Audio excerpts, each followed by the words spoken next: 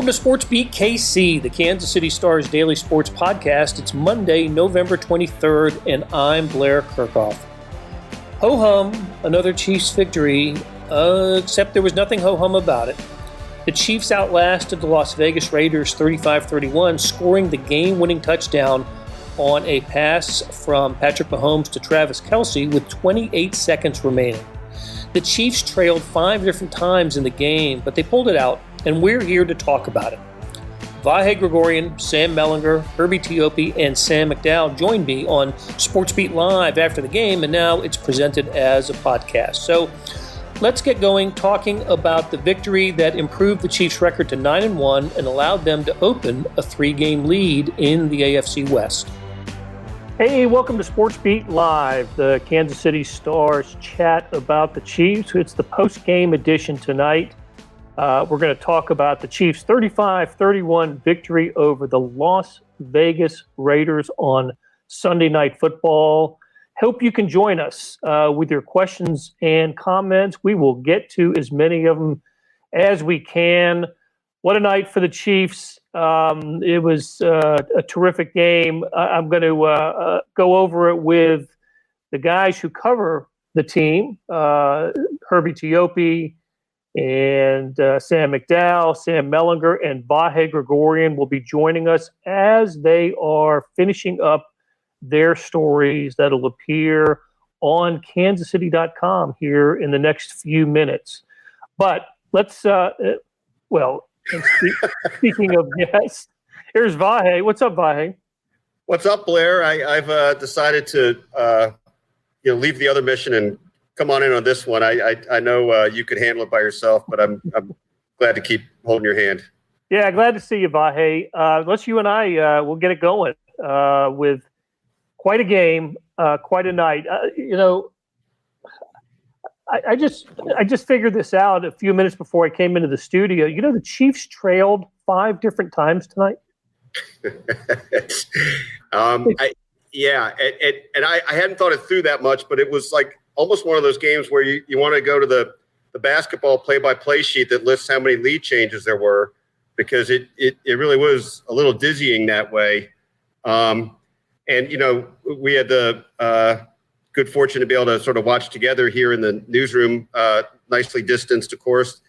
And I think we both felt like you did not know what this was going to come down to, maybe until the last 143 when you thought, well, they got the ball last with Mahomes. You couldn't help but feel like you liked their prospects.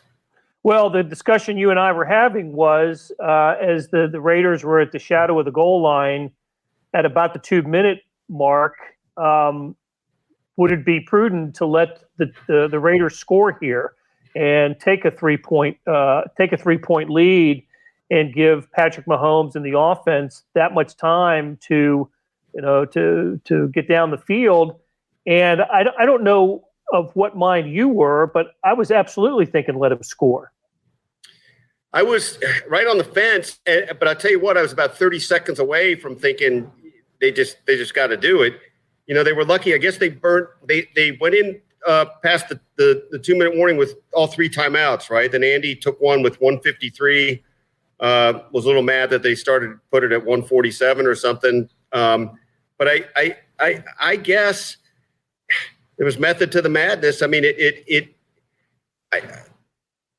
one thing that changed it, Blair, was when they got the Raiders got that offside.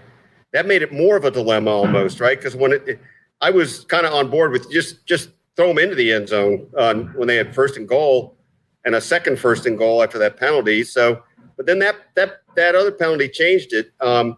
But the first thing, and I think you probably did this too, when the Raiders scored, first thing I did was look at the clock and thought 1:43. It's like with a timeout. The Raiders were the ones that needed to drain more clock, as it turned out. Yeah, exactly. I mean, the turns out the Patrick Mahomes didn't need 143 to get him down the field. Had 28 seconds to go on the 22-yard touchdown pass to Travis Kelce, and we determined after the game, on a night when the Chiefs had 460 total yards of offense and tied a franchise record with 36 first downs, that touchdown pass was the longest play of the game for the Chiefs. How crazy was that? Yeah, that I couldn't believe it when you told me that. I mean, it is interesting, right? That's kind of in harmony with the idea of the 36 first downs. There was, that they had 2 drives that were more than 7.5 minutes long, I think.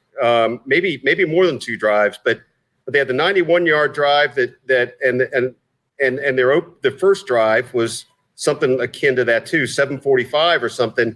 So they were mulching up the clock, and it seemed like they made a firm commitment to kind of be more balanced, get the running game going more, be able to just have the chance for more play action. I sort of kept thinking they were setting them up, as I think you thought too, for the 81-yard Tyreek Hill touchdown pass, but that never really came. It hasn't come all year, to be honest with you. We have not seen Tyreek Hill's speed. Great speed, the way we saw it earlier in his career. I just think that's the way teams are lining up defensively about to stop Hill and not let him get behind. Yeah, you're right. And it's funny. There were a lot of different moments in this game that created the narrative. But there was a moment, I think it was late in the first half. There was a play where the Raiders held both Hill and Kelce, and right. it sort of seemed to say it all. There are probably a lot of other plays where they held both Hill and Kelce, but they both got nabbed on that one. And, they're going to make them beat you with the other guys. And on a night where, you don't really have Hardman till the end anyway, and you didn't have Sammy Watkins again, that there was a lot to that was the way to go, right? Try to put it on them. But even when they did that with Kelce and Hill, they couldn't contain them. Sam Mellinger's joined us. Hi, Sam. What's up? Hey, Sam. Did we miscalculate our this week, thinking that the Chiefs would just take their frustrations out on a Raiders team that we thought they were just so much better than? And the Raiders coming into Arrowhead and winning earlier this year, there would be a kind of a name that score sort of outcome for the Chiefs, almost like what we saw at Baltimore earlier this year. The Raiders proved more worthy than that, don't you think, Sam? Yeah, I was. Look, the offense was kind of everything that we've come to expect from those guys, right? But defensively, I didn't think that we would see another game where they couldn't pressure Derek Carr. That was the biggest surprise to me of the night. And I don't know if John Gruden's got to tell and he can tell, he can see where the rush is coming from and communicates that to Derek Carr or what, but they're just getting no pressure on him. And he is a really good quarterback without pressure. That sounds like a backhanded compliment. I don't mean it that way, but it was 7 full seconds. That last touchdown to Jason Witten, it was 7 full seconds from snap to throw. 7. And that was not enough time. Yeah, I mean, that was just like how it went. And the corners are just not. This team is built for that pressure. That's how they approach the draft. That's how Steve Spagnuolo calls plays. Like that's how they approach free agent. The whole deal. And if they can't do that, the corners aren't going to be able to, to stay with guys, especially as good as the Raiders receivers.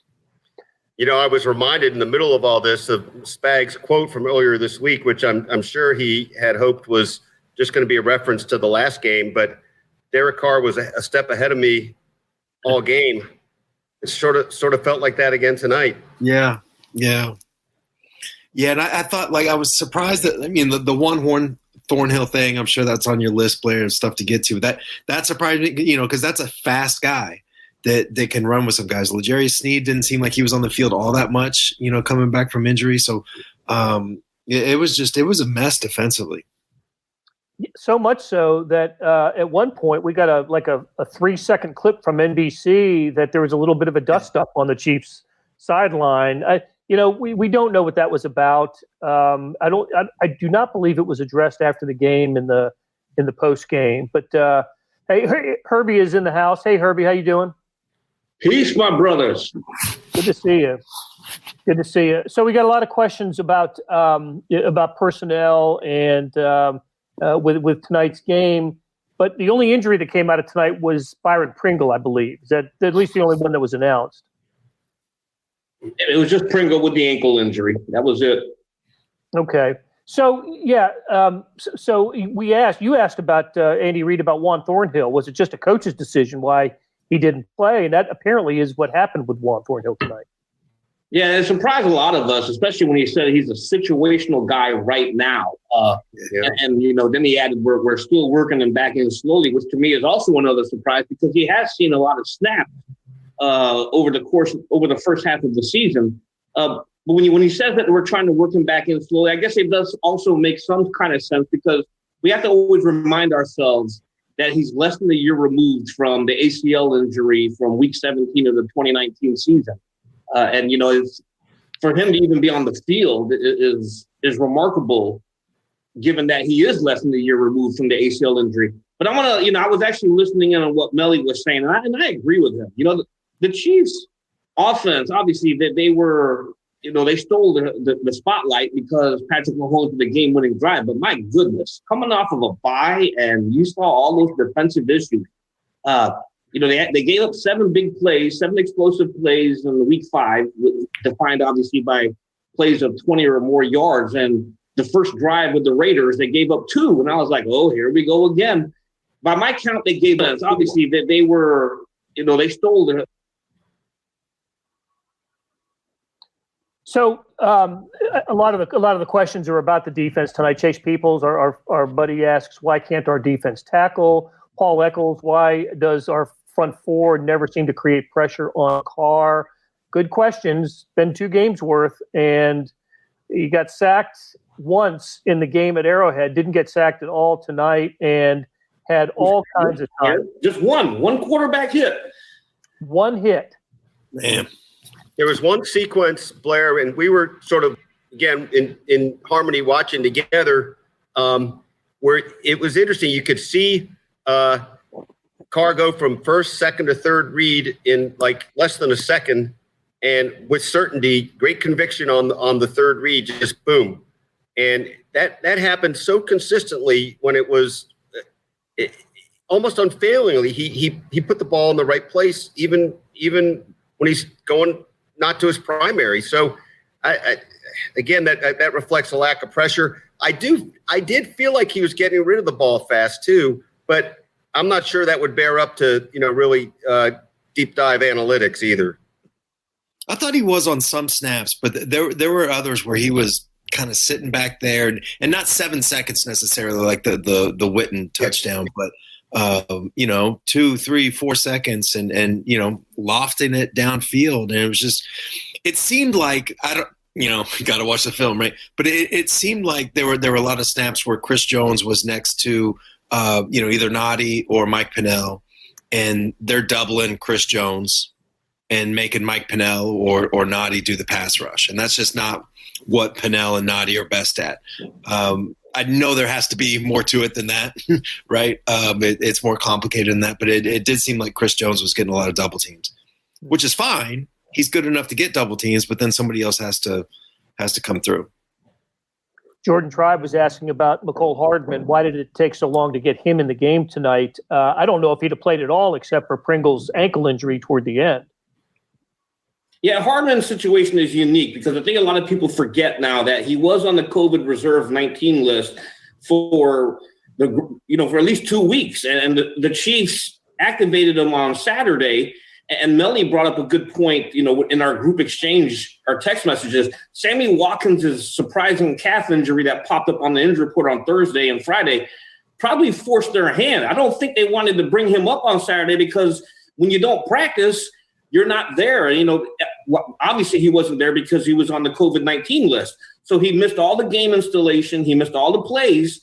And now you activate him, and then he probably had to learn everything they installed on the plane ride to Las Vegas. So him not seeing a lot of action early didn't surprise me as much as the fact that they actually activated him. Right. Okay. Peter Alden asked why Darrell Williams was on the 2-minute offense for both the game at the end of the game, end of the half. Well, because he always is, right? I mean, he's sort of their guy at the end in those situations. But I think that's a good entry point into how improved the running game was tonight, and just how more of an emphasis it seemed for the Chiefs to have success on the ground. Against the Jets and the Panthers, they had combined for 86 rushing yards in those two games. Mahomes put up incredible stats, and the Chiefs won them both. But I think it was important for the Chiefs to get the run game established tonight. And Clyde Edwards-Helaire, I think this is his first multi-touchdown game as a Chief, and Le'Veon Bell got into the end zone for the Chiefs for the first time as a Chief, and just a good, solid running game for Kansas City tonight. You guys think? I certainly thought so. One thing, maybe it's a digression, but I am surprised Le'Veon Bell's not becoming a little more of a part of the passing game, though. And I thought there was more room for that tonight, maybe with how depleted they were at the actual wide receivers. I mean, I'm not sure exactly what's going on there. Obviously, you pointed out that Darrell Williams seems to have a little niche going in those situations, but I thought that would be more of what we'd see of Le'Veon by now. Hey, it's Blair. We have a special subscription offer for SportsBeat KC listeners, unlimited digital access to the Kansas City Star's award-winning sports coverage. Sign up now for 1 year of Sports Pass for access to all the sports news, features, and columns presented on the kansascity.com site, and it's only $30. That's a 40% savings off our regular rate. Your subscription will automatically renew after the initial term at $50 unless you tell us to cancel. Your subscription helps support the sports coverage of kansascity.com and the Kansas City Star, and that support has never been more important. Please visit kansascity.com/SportsBeatKC offer to get this special offer. And as always, thanks for listening. Terrence Warnell-Robinson said defensive ends need to step up. Alex Okafor hasn't done much all year when he's been healthy. Tano's solid, but just doesn't provide much as a pass rusher. And he was covering Witten at the end. They caught him in coverage a couple times. Yeah. They did. And if you can get Tano, I love Tano, but if you can get him isolated in space and coverage, that's doing something right. Yeah, that one play when he was locked up on Darren Waller on the sideline, I was like, oh, my goodness. Yeah. That was easy pickings. By the way, speaking of oddities of the game, I just feel the need to interject. Demarcus Robinson really had an odd game. Yeah. I mean, that, the pinky face mask, the stretching out for the ball, going backwards, it could have been ruled incomplete. And then that key 4th and 2 catch, you really never know. He's like the Forrest Gump of this team, the box of chocolates. You never know what you're going to get. Well, the interception, Patrick Mahomes, that's right. waving him back, and basically DeMarcus Robinson took a wrong turn, and the Raiders cornerback made an interception on his knees because of it. So Patrick covered for him, though. It seemed that would be my hunch is how that went. Patrick was saying we both miscommunicated. Well, yeah, that's not untrue. I'm sure there was a miscommunication between the two of them. But when you are a wide receiver 4 or whatever, and he is Patrick Mahomes, that is. There's only one way that went. There's one guy that was wrong there. Yeah, I thought it was a rough game overall for Demarcus Robinson, except for that big the big catch he made, 4th down catch. And it stands in contrast, Vahe, you and I were talking about this, the game he had at the Raiders last year. They were in Oakland then, the last game at the Oakland Coliseum. He had that monster game, 2 touchdowns in the second quarter, and I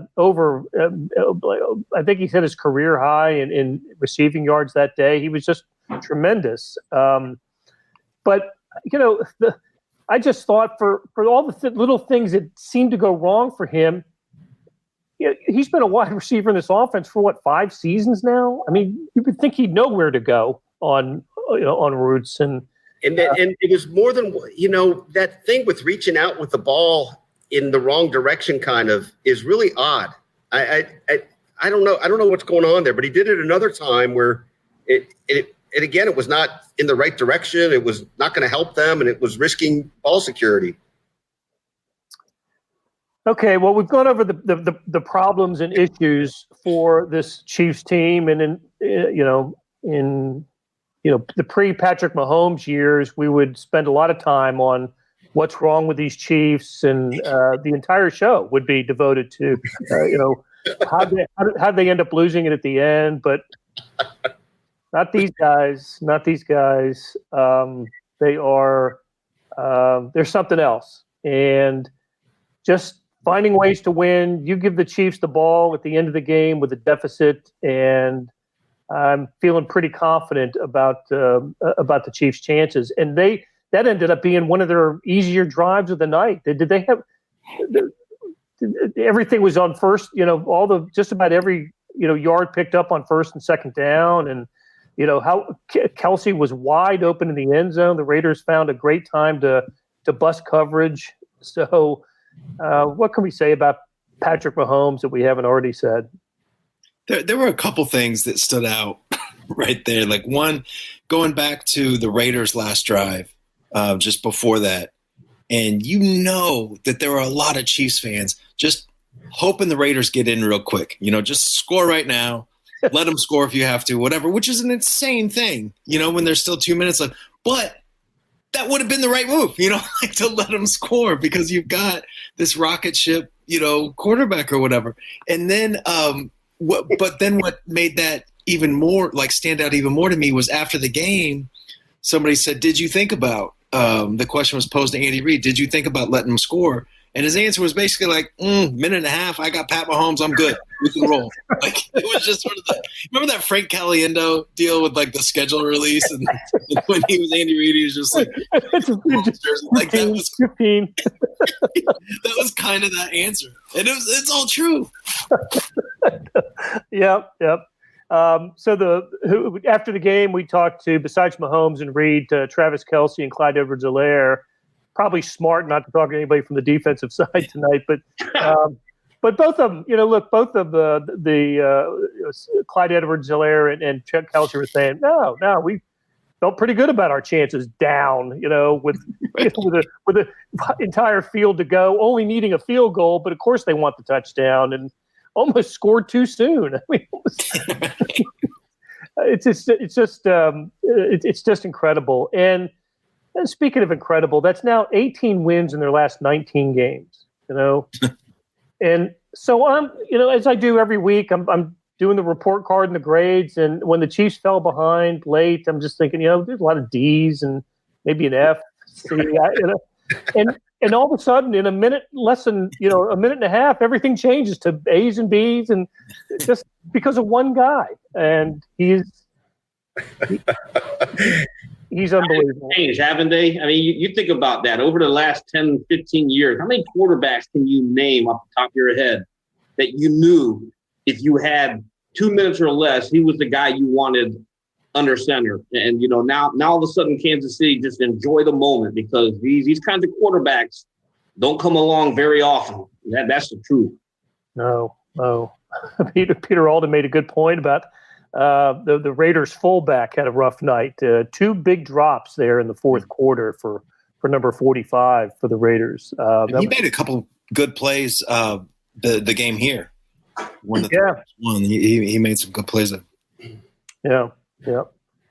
So, I don't know. We got to revert back to the defense for a little while here. How concerning should it be for the Chiefs that this is a Raiders team that they're what are they 6-4 now? Probably, I think it's a playoff worthy team. I think anybody who would have watched either of the Chiefs Raiders games would believe that they're a playoff worthy team. But the fact that the Chiefs have struggled with them twice, is that a cause for concern?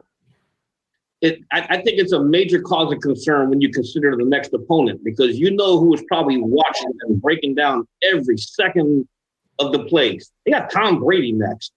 And, the Buccaneers have some weapons as well when you look at that offense. And the reason why the Raiders give the Chiefs so many issues is because of the offensive players that they have. I mean, to a player, at least the players that we got post-game, they were all highly complimentary. They're well coached. They got good players over there. And I'm concerned because you had a bye week. And this was what you had coming off of a bye week, and then you did this. And that's a major red flag for me. Sam McDowell joins us. Hey, Sam. I can't believe you guys started without me, but that's all right. Well, we damn near finished without you. So. Hey, so what did you end up writing? Don't ask me a question after that. I kind of broke down the game-winning drive, and I don't know whether it's a little bit obvious, but just the sheer confidence that everyone has in this guy. After the game, I mean, you guys were on that call. I asked Patrick Mahomes what he thought when he saw the Raiders score, and I don't think Patrick Mahomes is rarely this brief on his answers, but he just said that we're going to score. I just didn't know whether it was going to go to overtime or, if we were going to win it in regulation. And okay, that's it. And on the sideline, Clyde Edwards-Helaire turns to Darwin Thompson at some point and says, "We have Patrick Mahomes. I'm not worried about a thing right now." And it's just remarkable how different that is for what do you guys think? Probably half the rest of the league is probably thinking we're in a really tough spot right now. Their entire sideline, and justifiably so, is just thinking no big deal. Don't you think it really felt like advantage Chiefs to them at that point? Okay, we're good. I mean, it really felt like that. Yeah, and there was debate, and I don't know whether you guys have talked about it yet or not, about whether or not the Chiefs should let them score. Stop me if this is a topic you guys have already said. We have, but what did you think? Well, I didn't think that they should, because they had 2 timeouts and they still had the 2-minute warning before the first down play. And my whole reason was I thought Patrick Mahomes was still going to have enough time, even if they tried to play that situation out and it didn't work out. They would need to use their timeouts after every Raiders play. Even the ones that were good, I thought, the only situation I thought they might get baited into is if they got a sack or something, they might not call timeout, and that wouldn't be a great spot for them. But as long as they called their timeouts, I just thought at worst case scenario, there would be 1:40 on the clock without timeouts, because if the Raiders had scored on 4th down instead of 3rd down, they wouldn't have that timeout. And I just thought Patrick Mahomes can drive down the field and at least get a field goal in that amount of time. That's what Andy Reid thought too. He said he looked at the clock and said, there's still plenty of time. And I go back to it. How many teams are saying 1:40 is plenty of time on the clock? I know. I'll tell you what, though. I was thinking back to the game 3 or 4 years ago at the Oakland Coliseum when Vahe and I were standing no more than, 20 feet, 25 feet away from the corner of the end zone, where Derek Carr threw the game-winning pass and kept getting opportunities because of pass interference called in the end zone. 5 in a row. Yeah, 5 in a row. And I'm just thinking that's how this game's going to end, right? The Chiefs will burn all their timeouts. They'll get it to 4th and goal, incomplete, pass interference on Charvarius Ward or Rashard Breeland or something. Whole new set, and the Raiders would end up winning it on the final play or something. But no, it turns out they scored too soon. They just scored too soon. Not to overtake this, but I do wonder if we're going to see some teams in the future. I thought the Raiders could have played that previous drive differently for that reason. I thought they should have played that like a game-winning drive, that they shouldn't just want to score, but they should want to score and leave as little time on the clock as possible. They were sort of focused on scoring, which I get it. You need a touchdown, not just a field goal in that situation. That's got to be the main objective. I just think against this team, you kind of want to make it twofold and have the things going in the same direction there rather than just trying to score. Yeah. No, I think it's a good point. Let's not forget Dan Sorensen made a play at the end, right? Got the pick. That's what he does. That's right. That's what he does. It didn't cover Darren Waller. I was going to say didn't cover Darren Waller too well in the first half, but that's not what he does. Did not do that very well. So I don't know. Couple little things, right? Penalty. I was talking about we could see some pass interference penalties on that last. Chiefs were penalized 10 times for 89 yards tonight. They cannot have a kick or punt return now without a holding or blocking the back or whatever. That's just I can't believe a Dave Tobe coached special teams can't get that cleaned up this late in the season. It's just hard for me to believe. And that bye week, off of a bye week. A good point, Herbie. Also on a bye week. That means they started their best starting field position tonight was 27, and 4 of the 7 drives started at the 15 or worse. Now, it's the Chiefs and Patrick Mahomes. They seem to be okay when that happens, but man, just don't even just call fair catches and kick. And then Butker had a kickoff out of bounds. Just I don't know. I never used to think about Chiefs kicking, and now every kick seems to be an adventure. But Harrison Butker, as Chris Boone points out, did not miss an extra point the entire game. So that's a good thing. I didn't realize he was only 2 over the NFL record. It was going to the right, and I thought it was going to go out. Yeah. But did we hear right that the NFL record is 8 and he's missed 6? Is that right for a season? I thought I heard that on the broadcasts. I didn't know that. All right, guys, it's late. Still got work to do. Got columns to finish. Got intros and outros to create and read and post and all that. So for Herbie Teope, Sam McDowell, great you can join us, Sam. Sam Mellinger, Vahe Gregorian, and our producer, Beth Welsh.